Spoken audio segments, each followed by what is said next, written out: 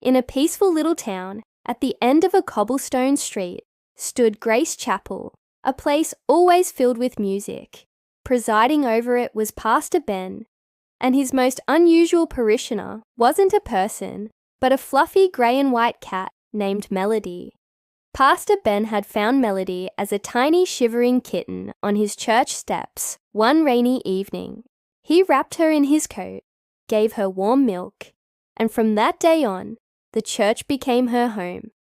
She loved everything about it, chasing sunbeams, curling up on the pews, and especially sitting beside Pastor Ben as he played hymns on the old piano. One Sunday morning, something magical happened.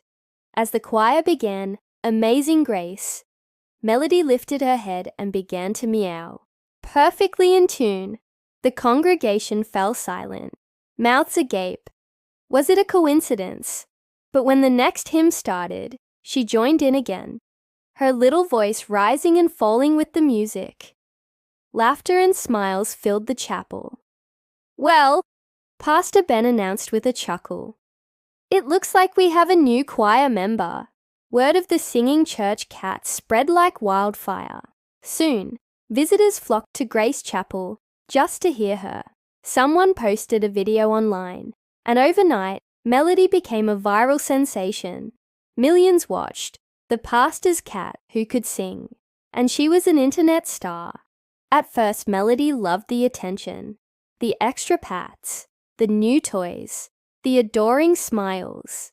But fame started to change her. She became a bit of a diva. She'd only sing if a camera was rolling. If no one was watching, she'd just nap. She'd even sit on the piano keys, refusing to move until someone snapped her picture. The pure, joyful music was gone. One Sunday, the church was packed with visitors, cameras at the ready. The hymn began, and all eyes turned to Melody.